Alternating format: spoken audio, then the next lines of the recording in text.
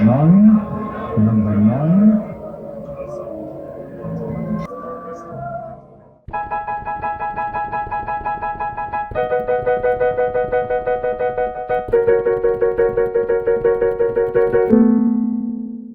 On Saturday, October 25th, I, along with various family and friends, spent the day in the Roma Street Parklands, enjoying the 4ZZZ 50th Anniversary Market Day, where a huge bill of bands awaited to entertain us. For those who didn't know, 4ZZZ is Brisbane's alternative radio station, founded by students at the Queensland University in 1975 and dedicated to playing alternative music and providing local magazine-style content with it. Triple Z is the perfect example of what happens, for better or for worse, when, if you're going to give a radio licence to university students, you give the radio licences to the humanities and liberal arts mob instead of the math geeks. You get great music, but you also get a lot of tedious polemic with it. So, as a swelling collection of hipsters, curious tourists, Timu transvestites, honestly, some of these guys weren't even trying, suddenly out of fashion-free Palestinistas, disoriented hippies, punk rockers in $55 t-shirts, and in the majority old farts like me, settled in the sweltering humidity and underneath menacing clouds, and the day got underway on 2 stages. We camped at the amphitheatre stage, which gave a superb view of the action, while the other stage sat on a hill that afforded a 30-degree slant for its dance floor.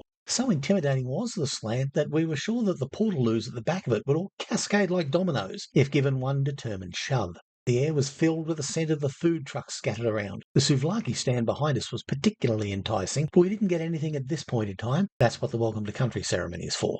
First band up was Nice Biscuit, who made an effort and dressed for the occasion. They were great, very exotic sounding, some very tight, if not so imaginative harmony, and the 2 ladies who fronted the band clearly saw a Lana Lovitch video circa 1979 and had the courses of their lives irreversibly altered. Local leg ends Butterfingers, a band so esteemed that they in the past have headlined events like this, were next up with their brand of hippity-hoppity organised chaos. A crowd was swelling and they caught the raucous vibe, singing along and bantering between the songs with a very chatty band. Next up was Big Noda from Melbourne, who weren't really my kind of thing at all, although Isaac thought they were great. A kind of shouty, rappy, metally, rage against the machine type affair, they seemed to be very angry and very sweary. I mean, I know all the F-bombs make them seem passionate and serious, but come on, dude, you're a grown man wearing shorts in public. No one is going to take you seriously.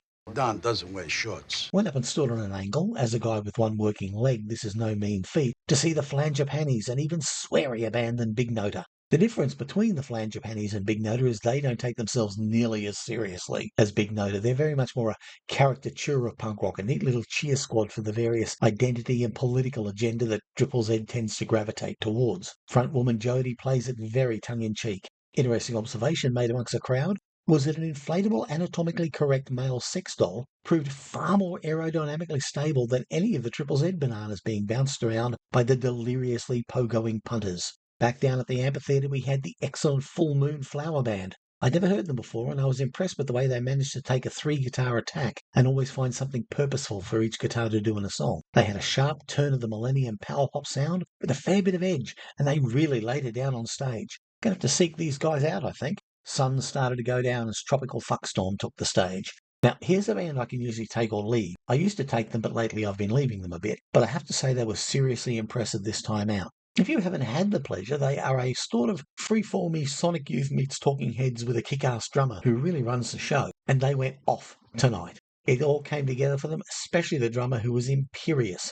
Everyone in our little party commented on how authoritative he was. The crowd really started to pack in as Regurgitator got ready to play. Long-time local favourites, the mighty Gurge as they are universally known, have made a long career writing music basically made to offend someone. Consequently, it's hard to think of a band more universally hated by professional critics. But you wouldn't know that from the crowd, which went off like a Japanese nuclear reactor at each song. And they trotted out all the songs that made those early critics so mad. I can't even say their names and retain any hope of not having a video block. They're much ruder than Tropical Fuckstorm.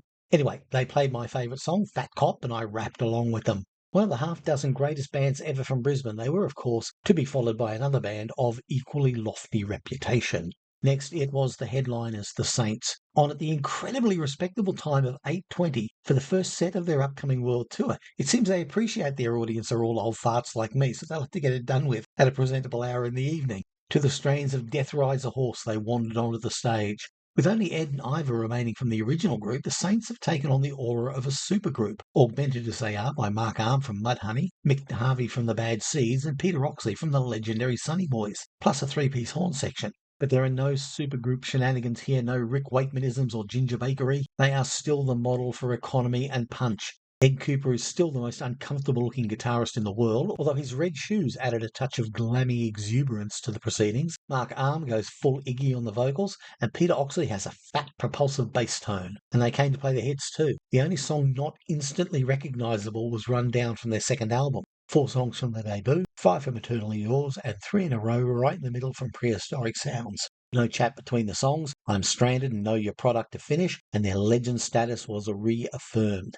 Numerous old fart bucket lists were ticked, no doubt, as we made our way back to the station, fully satisfied with the day's fare and no doubt thankful for the 9:15 close. One other little treat on the day was in between the acts on the main stage, the video screens played a montage of handbills and gig posters from the many shows that Triple Z has promoted in its illustrious career. It was nice to sit back and see posters from shows I went to, or bands I saw or was friends with, in venues I no longer recall. A sort of a sequel to VC17 or the Fabulous Palomino video on the old channel. It was nice to chat with my sister, who's 5 years younger than me, about the difference between the bands we saw and the places we saw them. That was cool. I got home late. Of course I did, given that I live in the middle of nowhere. We had a crazy guy on the train hassling this little Asian girl. I told her to come and sit in the seat behind me, and I waved my cane at him menacingly. Useful-looking guy, a few seats back, came up and sat across from me. Crazy guy took the hint and got off at the next station, Geebung. He was Geebung's problem after that. He was stranded, on his own. Stranded, so far from home.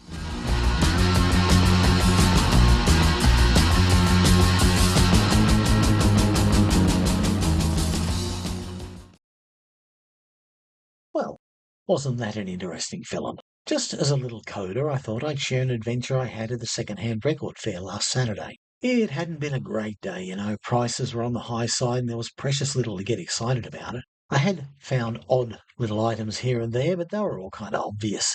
Until something remarkable, well, at least I think remarkable, happened. I'm a vinyl consumer, not a collector. I failed to appreciate the subtle charms of differing audio qualities or ambient subtleties of different versions of what is ostensibly the same product. My ears have been so effectively blunted by the hundreds and hundreds of gigs, both perched in the front row of or played to now. Plus, I have a cheap record player with speakers I bought from IKEA, so I'm not giving them the best chance either way, am I? Long story short, I see little or no point in buying multiple copies of records I already own, and I get mad when I do so by accident. But then, this happened. Oh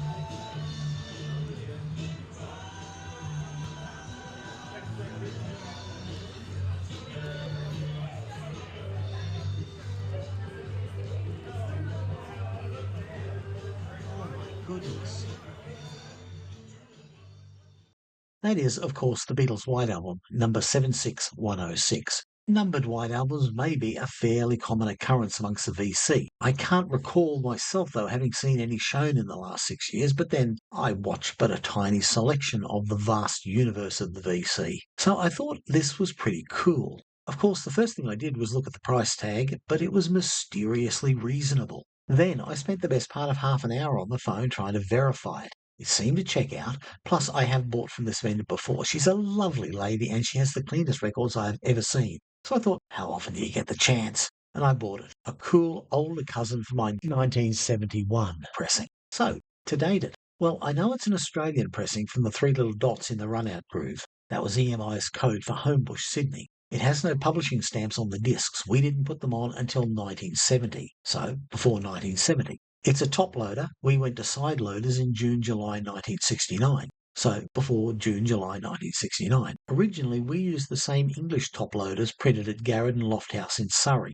It has the green ink stamped number. We went to black ink and a different typeface around the same time we went to side loaders. It has the same photos as the English edition, slightly stiffer paper and a blue-grey filter, as opposed to the redder one of later Australian editions. It has 2 spelling mistakes on the label on side 2. The first R in Northern Songs is missing on Martha My Dear and on I'm So Tired. We got a correction plate for that at the end of January 1969. Now, The stamper marks let us narrow this down even further. The run-out groove tells us this was made by the B stamper from an American master source and an American cut lacquer, mother code number 1. So it was early in the run and in pressing batch position 3. So this dates at late December 1968 to early January 1969. So not one of the ones that hits the shops on day one, but one that came out in the second batch, if you like, for the Christmas rush. Given that it hit number 1 the week before Christmas and stayed on top right through to my birthday in 1969,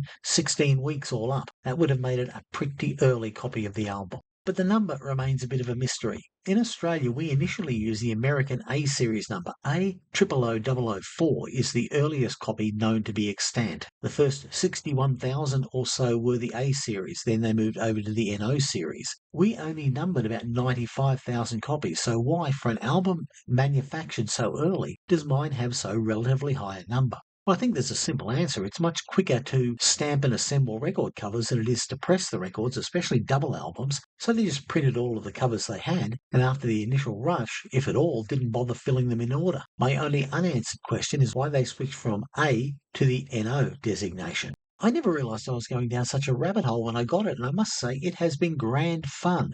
Every question you answered simply raised more and more, and it's kind of a cool thing to have. Who else out there has a numbered white album? I'm sure they're very much more common than I realise. In any case, until the next time we meet in good fellowship, may all your picks be spectacular, and may your skips be few.